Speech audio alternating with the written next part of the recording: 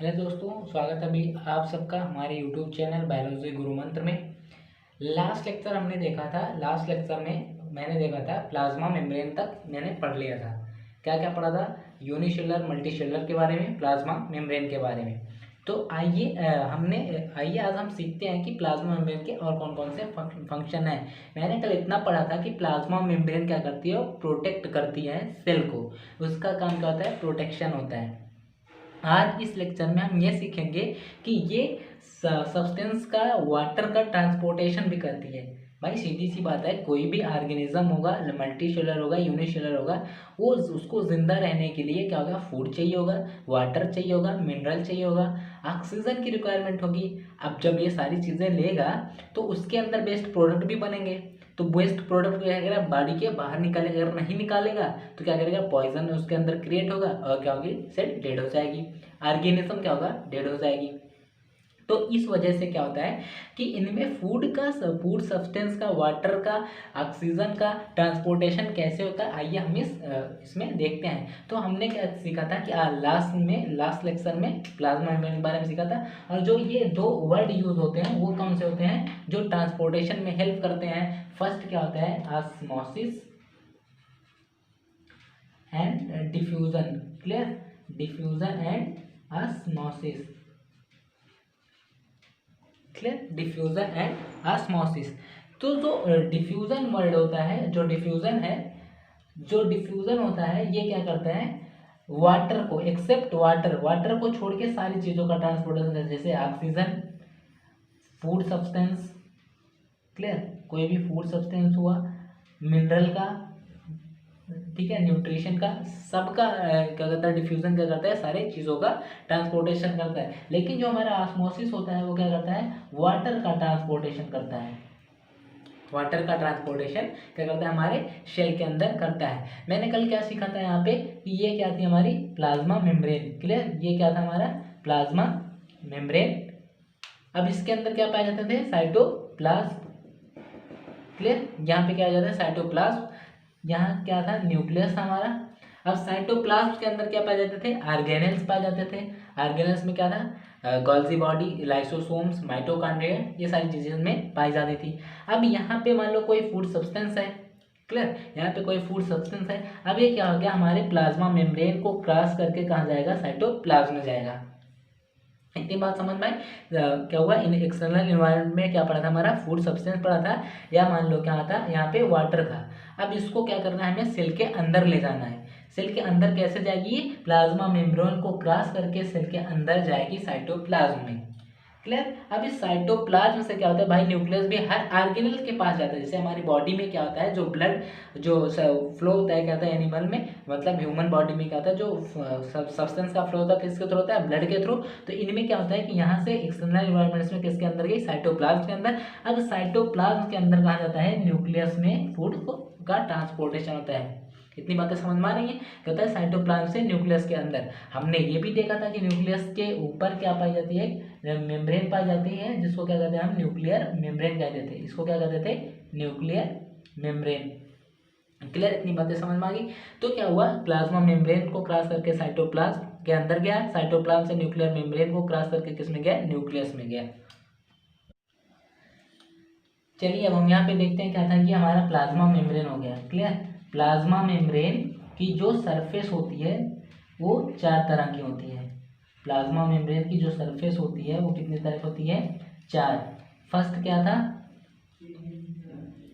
First क्या है हमारा? Permeable membrane. क्लियर? तो जो यहाँ पे क्या हुआ? हमारा प्लाज्मा मेम्ब्रेन होता है वो चार तरह का हुआ। ठीक? प्लाज्मा मेम्ब्रेन चार तरह का: permeable membrane, non permeable membrane, selectively permeable membrane and क्या होता है? Semi permeable membrane. अब परमिएबल मेम्ब्रेन क्या होता है? जिनमें ऐसी मेम्ब्रेन, परमिएबल मेम्ब्रेन क्या होती है? ऐसी मेम्ब्रेन जो सारे सब्सटेंस को क्या कहते हैं? सारे सब्सटेंस को एंट्री दे या एग्जिस्ट दे। सेल के अंदर, इनसाइड द सेल या आउटसाइड द सेल, ये क्या करती हैं? सारे सब्सटेंस को क्या करती हैं? एंट्री एंड एग्जिस्ट की क्या होता है? अलाउ करती हैं। नॉन परमिएबल मेम्ब्रेन क्या होता है? ये किसी भी सब्सटेंस को, बॉडी के लिए इम्पोर्टेंस है, सेल के लिए इम्पोर्टेंस है या नहीं इम्पोर्टेंस है, ये सारी चीज़ें नहीं देखती। किसी भी सब्सटेंस को क्या करती है, ये परमिएबल मेम्ब्रेन अलाउ नहीं करती एग्जिस्ट के लिए और एंट्री के लिए। सेलेक्टिवली परमिएबल मेम्ब्रेन क्या करती है, ये सेल के अकॉर्डिंग, जो सेल की नीड होती है उसके अकॉर्डिंग क्या करते हैं, सब्सटेंस को, वाटर को सिलेक्ट करके अंदर अलाउ करते हैं, एंट्री और एग्जिस्ट क्या करती हैं, अलाउ करती हैं। सेमी परमिएबल मेम्ब्रेन क्या होती है, ये कुछ सब्सटेंस को क्या करती हैं, अलाउ करती हैं, कुछ को अलाउ नहीं करती। क्लियर, बस इतना ही जानना है इसके बारे में। क्लियर, आप में बहुत ज़्यादा डिटेल्स में नहीं है तो इसलिए मैंने यहाँ पे इतना बताया। चलिए अब हम जानते हैं कि जो आपके एनसीईआरटी में भी लिखा हुआ कि प्लाज्मा मेम्ब्रेन जो होती है वो क्या होती है, सिलेक्टिवली परमिएबल मेम्ब्रेन होती है। Plasma membrane selectively permeable membrane होती है। सेलेक्टिवली परमिएबल मेम्ब्रेन क्यों होती है, अगर ये किसी भी फॉरेन एजेंट को, क्लियर, फॉरेन पार्टिकल को या फॉरेन एजेंट को ये क्या करेगी, अलाउ करेगी, तो क्या करेगा, ये हमारे अंदर, हमारे सेल के अंदर जाके क्या करेगा, सेल को डैमेज कर देगा। क्लियर, इस वजह से क्या होती है, plasma membrane selectively permeable membrane होती है। जिसको रिक्वायर्ड होती है, क्या चीज़ रिक्वायर्ड है सेल को, उसी चीज़ को क्या करती है, अलाउ करती है, एंट्री एंड एग्जिस्ट अलाउ करती है। Clear, and out cell, inside the cell या आउटसाइड द सेल। इतनी बातें समझ में आई। तो आइए देखते हैं इसके बाद हमारा दो केस आया। क्या था पहला, फर्स्ट क्या था, डिफ्यूजन एंड ऑस्मोसिस। डिफ्यूजन और ऑस्मोसिस का केस आया। तो मैंने बताया कि डिफ्यूजन में क्या होता है, फर्स्ट पहले मैंने बताया कि डिफ्यूजन में क्या होता है, सब्सटेंसेस का ट्रांसपोर्टेशन होता है, और ऑस्मोसिस में क्या होता है कि वाटर का ट्रांसपोर्टेशन होता है। डिफ्यूजन में क्या होगा, ऑक्सीजन का ट्रांसपोर्टेशन होगा, मिनरल का ट्रांसपोर्टेशन होगा, ऑक्सीजन हो गया, फूड का ट्रांसपोर्टेशन होगा। क्लियर, ये हमारे क्या होते हैं, आउटसाइड से, एक्सटर्नल इन्वायरमेंट से क्या करते हैं, सेल के अंदर जाते हैं, किसके थ्रू, प्लाज्मा मेम्ब्रेन के थ्रू। क्लियर, प्लाज्मा मेम्ब्रेन में 4 तरह की लेयर होती है, मैंने बताया। पहला permeable, non permeable, selective permeable and क्या होता है, सेमी परमिएबल। ओके, आइए देखते हैं डिफ्यूजन और ऑस्मोसिस को। डिफ्यूजन क्या होता है, the transfer of substance, the transfer of substance from higher concentration to lower concentration, the movement of substances from its higher concentration to lower concentration। अब क्या है कि अगर हम यहाँ पे इसको समझ रहे हैं कि हायर कंसंट्रेशन लोअर कंसंट्रेशन में क्या है कि एक हमने बीकर लिया, दूसरा ये बीकर लिया हमने। क्लियर, अब यहाँ पे हम देखते हैं कि वाटर का जो वाटर मालिक्यूल है, क्लियर, या फिर जो सब्सटेंस का कंसंट्रेशन यहाँ पे कम है, और यहाँ पे जो सब्सटेंसेस का कंसंट्रेशन है क्या है, ज़्यादा है। क्लियर, अब क्या होगा, अगर हम यहाँ पे एक पाइप कनेक्ट करें, यहाँ पे एक पाइप हमने कनेक्ट करा, अब बताओ, आप अपना माइंड लगा के सोचो कि कहाँ से कहाँ पे ट्रांसपोर्टेशन होगा। क्लियर, अब सीधी सी बात है कि ये हाई कंसंट्रेशन है, ठीक है, हाइयर कंसंट्रेशन है, और ये लोअर कंसंट्रेशन है, ये लोअर कंसंट्रेशन है। तो अगर हमने इसको पाइप से कनेक्ट किया तो क्या होगा, ये जो इसका सब्सटेंस होगा इधर से इधर मूव करेगा। क्लियर, तो वही कह रहा है कि जो डिफ्यूजन होता है, ऑस्मोसिस होता है, क्या होते हैं, पैसिवली प्रोसेस होते हैं। क्या होते हैं, passively process. Clear, passive process होता है। पैसिव प्रोसेस का क्या मतलब है कि नो नीड ऑफ एनर्जी। अब ये यहाँ से यहाँ फ्लो हो जाएगा। ये आप देखोगे कि वाटर क्या होता है, जहाँ से ज़्यादा वाटर होता है, जिधर ढलान होता है उधर फ्लो हो जाता है। तो क्या हम उसको कोई एनर्जी देते हैं, नो नीड एनर्जी का मतलब क्या हुआ कि जो अगर हम एनर्जी देंगे तो कौन सा प्रोसेस हो जाएगा, एक्टिव प्रोसेस हो जाएगा। और हम इसमें क्या हुआ, एनर्जी कंज्यूम नहीं हुई, एनर्जी की ज़रूरत नहीं पड़ी, नो नीड ऑफ एनर्जी, तो क्या हुआ, ये पैसिव प्रोसेस हुआ। क्लियर, इतनी बातें क्लियर हुई। क्या होगा, higher concentration, the movement of substances from its higher concentration to its lower concentration। इनमें क्या था, no need of energy, energy की कोई रिक्वायर्ड नहीं है, तो इसलिए इसको क्या कहता है, पैसिव प्रोसेस। तो जो हमारा ऑस्मोसिस और डिफ्यूजन है वो क्या होता है, पैसिव प्रोसेस होता है। आइए भाई मैं देखें ऑस्मोसिस के बारे में। ऑस्मोसिस क्या होता है, the movement of A water molecule through a selectively permeable membrane. ये क्या है, the movement of water molecule through a selectively permeable membrane. तो क्या हुआ, ऑस्मोसिस का जो यहाँ पे ऑस्मोसिस जो प्रोसेस है, ये भी क्या होता है, higher concentration to its lower concentration. But इन दोनों में डिफरेंस क्या है, वहाँ पे हम क्या कहते हैं, सब्सटेंस का ट्रांसपोर्टेशन कराते थे, लेकिन ऑस्मोसिस में क्या होता है, सिर्फ और सिर्फ क्या करते हैं, वाटर का ट्रांसपोर्टेशन कराते हैं। Water is always, water is always obey the process of diffusion. तो ये क्या होता है, ऑस्मोसिस क्या होता है, डिफ्यूजन को ही फॉलो करता है। इनमें भी क्या होता है, हायर कंसंट्रेशन से लोअर कंसंट्रेशन, और ये भी क्या होता है, पैसिव प्रोसेस होता है। दोनों में डिफरेंस क्या है, इनमें सब्सटेंसेस का प्रोसेस होता है, सब्सटेंसेस का मूवमेंट होता है, इनमें क्या होता है, वाटर का मूवमेंट होता है। इतनी बातें क्लियर हुई।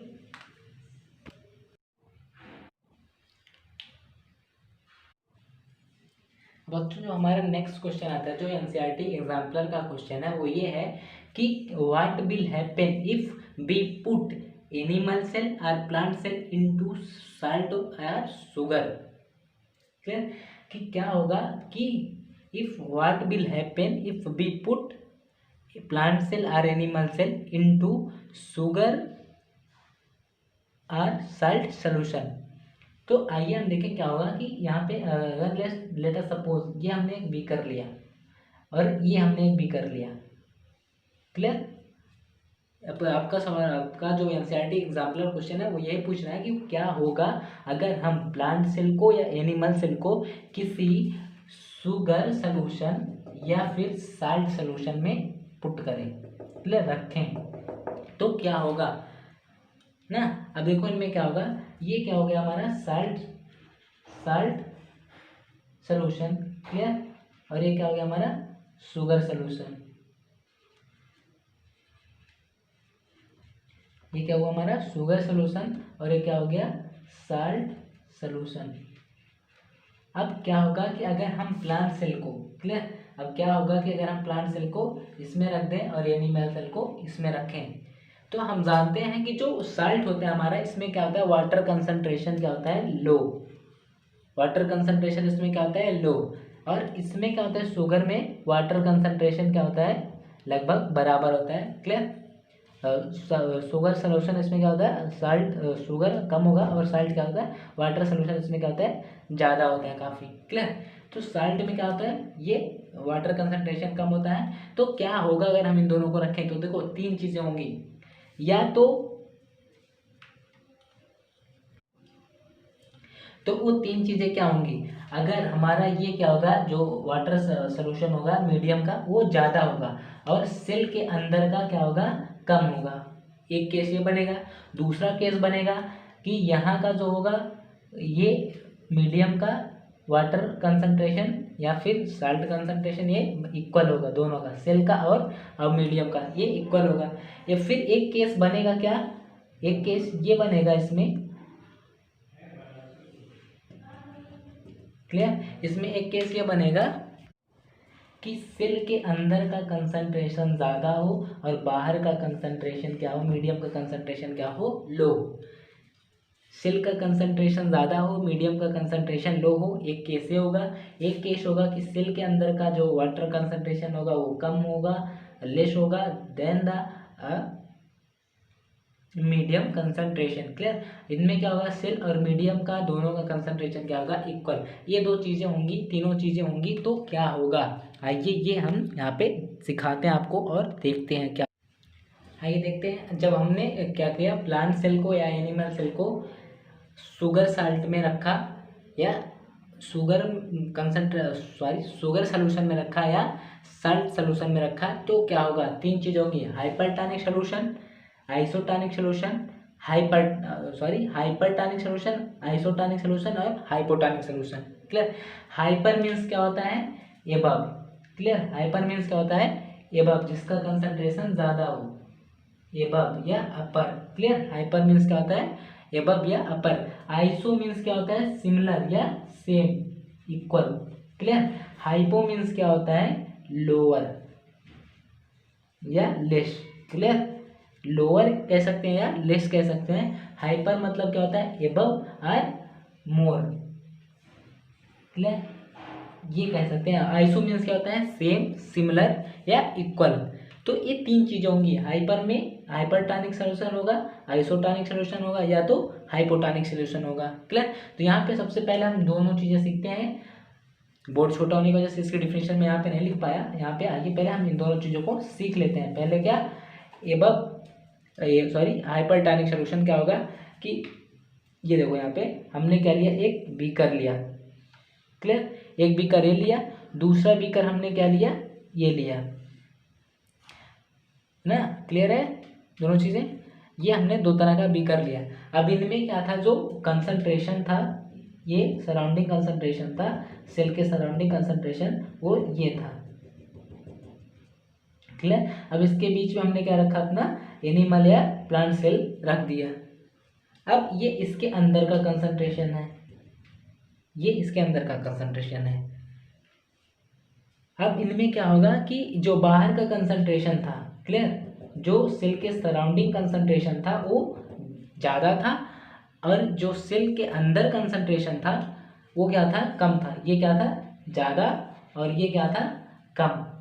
तो बताओ अब क्या होगा, इसका ट्रांसपोर्टेशन क्या होगा, यहाँ से सराउंडिंग से, इसके सराउंडिंग से क्या करेंगी, सेल के अंदर क्या होगा, वाटर का ट्रांसपोर्टेशन होगा।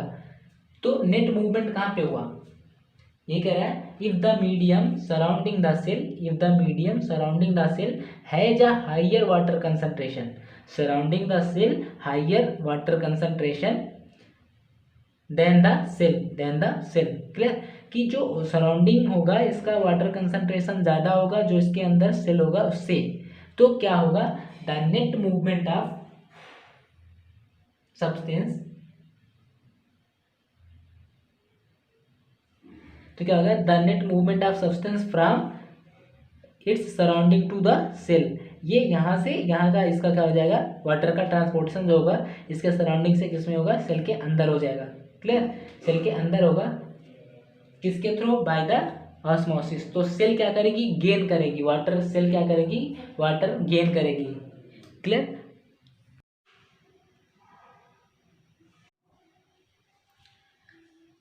तो क्या हुआ दोस्तों, अब यहाँ पे क्या हुआ, वाटर का जो फ्लो होगा उस सेल से इसके सराउंडिंग में भी हो सकता है, लेकिन सराउंडिंग से वाटर में भी हो सकता है। ये फ्री है, ये फ्री है कि ये जिधर चाहे उधर इसका वाटर मूवमेंट हो सकता है। लेकिन हमने क्या पढ़ा कि डिफ्यूजन के केस में क्या होता है, ये हायर कंसंट्रेशन से लोअर कंसंट्रेशन की तरफ होगा। और हम प्रैक्टिकली कभी कभी देखते भी कि देखो, आप प्रैक्टिकल करके देखते हो क्या होता है, जिधर पानी ज़्यादा होता है उधर से क्या होता है, जिधर पानी कम होता है उधर फ्लो हो जाता होगा। आप घर पे भी देखते होगे, दो बर्तन में पानी रखो आप, तो क्या होता है, ये दो बेसिन में अगर आप पानी रखते हो तो क्या होता है, higher concentration to lower concentration ये हो जाता है। आप डेली लाइफ में अपने देखते भी होगे, क्लियर। अब ये क्या हुआ, जब इसके अंदर ये करेगी तो जो सेल है वह ये क्या करेगी, स्वेलअप होगी। इनमें क्या होगा, ये सेल क्या करेगी, अपने अंदर ग्रोथ करेगी। भाई जब इसके अंदर पानी गया, यहाँ से इसके अंदर पानी गया तो ये क्या करेगी, ग्रोथ करेगी ना। तो इसके केस में क्या होगा, सेल ग्रोथ करेगी। अब आइए हम नेक्स्ट देखते हैं क्या होता है आइसोटोनिक के केस में क्या होता है। आइए हम आइसोटोनिक के केस में देखते हैं कि इसके अंदर क्या क्या होता है, क्लियर। तो ये मैंने फिर से एक बीकर लिया, अब इसके अंदर मैंने क्या करा, जो हमारा प्लांट टिश्यू था या एनिमल टिश्यू था उसको क्या किया, पुट कर दिया। अब यहाँ पे हम देखेंगे, सॉरी इसको थोड़ा और बड़ा करता हूँ सिर्फ, वरना फिर क्या होगी, इनमें दिक्कत हो जाएगी, दोनों में वाटर कंसंट्रेशन इक्वल नहीं आ पाएगा, क्लियर। अब मैंने दो चीज़ें ली, क्लियर। अब इसके अंदर मैंने भरा वाटर कंसंट्रेशन, क्लियर। यहाँ पे वाटर कंसंट्रेशन इसके सराउंडिंग का वाटर कंसंट्रेशन है, और ये सेल के अंदर का वाटर कंसंट्रेशन है, क्लियर। अब मैंने क्या किया, इनका जो वाटर कंसंट्रेशन था दोनों जगह इक्वल करा। जितना अमाउंट में वाटर मैंने बीकर में लिया उतना अमाउंट में क्या था, सेल के अंदर पानी लिया। जितना वाटर सेल के सराउंडिंग में लिया, सेल के चारों तरफ लिया, उतना ही वाटर मैंने क्या लिया, सेल के अंदर लिया। तो अब बताओ, ये यहाँ पे भी इस बीकर में भी पानी इक्वल है, इस बीकर में भी पानी इक्वल है। तो क्या अगर यहाँ पे मैं पाइप कनेक्ट करता हूँ तो क्या इनके अंदर नेट फ्लो जो मूवमेंट होगा इनके अंदर इसमें होगा या इसमें होगा, कहीं पे नहीं होगा। पानी क्या करेगा, स्टे करेगा एक जगह पे, पानी एक जगह पे क्या होगा, स्टे होगा। तो इसी के केस में क्या होगा, आइसोटोनिक के केस में क्या होगा, ना तो सेल के बाहर वाटर का फ्लो होगा, ना तो सराउंडिंग से सेल के अंदर वाटर का फ्लो होगा। जो फ्लो होगा वो क्या होगा, कांस्टेंट बना रहेगा, क्लियर। इतनी बात समझ में आई, ये आइसोटोनिक का एग्जांपल था। तो अब ना तो स्वेल अप करेगी ना तो श्रिंक करेगी। अब जो सेल है ना तो स्वेल अप करेगी ना तो श्रिंक करेगी, क्लियर। ये कॉन्सेप्ट था आइसोटोनिक का। अब हम नेक्स्ट में क्या पढ़ेंगे, हाइपोटोनिक। अब सेल के अंदर हमने क्या लिया, जो इसका वाटर कंसंट्रेशन था ये हाई था, इसके अंदर का कंसंट्रेशन क्या था, लो था। अब क्या होगा, सेल से ये वाटर का क्या होगा, लॉस होगा। सेल क्या करेगी, वाटर लॉस करेगी।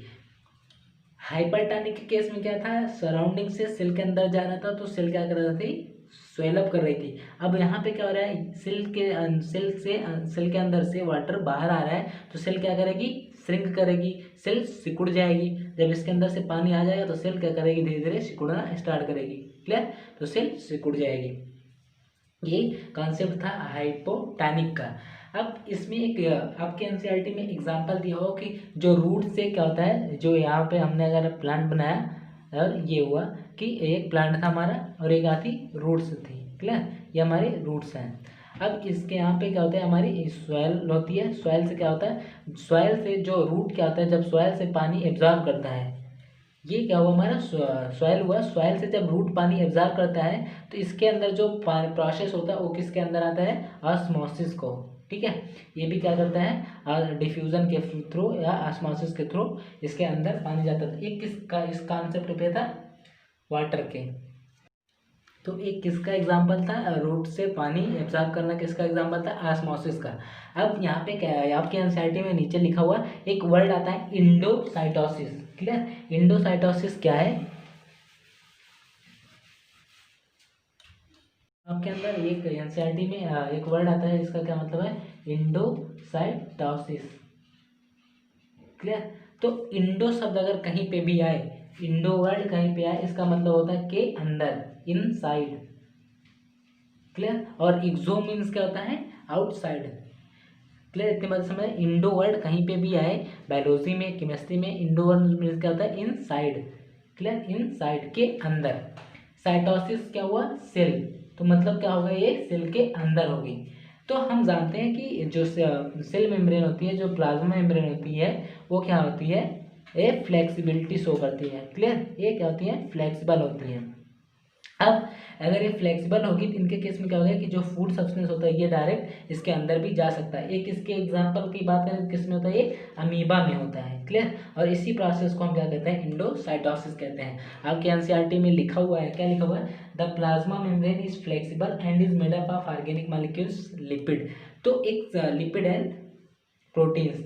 तो आप एक चीज़ हमेशा याद रखना, बायोलॉजी में कोई भी सब्सटेंस या कोई भी मॉलिक्यूल, कोई भी ऑर्गेनिज्म, वो मोस्टली किसका बना होता है, प्रोटीन का। और प्लांट में अगर पूछे कि किसका बना होता है तो वो सेलुलोज का बना होता है। क्लियर, आप कंफ्यूजन ना क्रिएट कर रहे हैं। प्लांट में कोई भी चीज़ कोई भी चीज़ किस सब्सटेंस से मिलकर बनी है तो आप सेलुलोज पे टिक करना। एनिमल में कोई भी पूछे कि कोई भी कोई भी ऑर्गेनिज्म किस सब्सटेंस का बना हुआ है या कोई भी किसका बना हुआ है तो आप उस पर टिक करना, प्रोटीन पे। क्लियर, तो क्या होता है, flexibility also enables the cell to engulf in food and other material from its external environment. तो क्या होता है, एक्सटर्नल इन्वायरमेंट से इनगल्फ करना, फूड का इनगल्फ करना, फूड को लेना। इनगल्फ मीन्स क्या होता है, निगलना, फूड को लेना, ये क्या कहलाता है, इंडोसाइटोसिस। और ये किसके वजह से होती है कि सेल मेम्ब्रेन हमारी क्या होती है, फ्लेक्सिबल होती है। क्लियर, आज हमने इस चीज़ में इतना कुछ सीखा। अब नेक्स्ट टॉपिक में हम पढ़ेंगे सेल एंड न्यूक्लियस के बारे में। Clear, cell wall and nucleus के बारे में।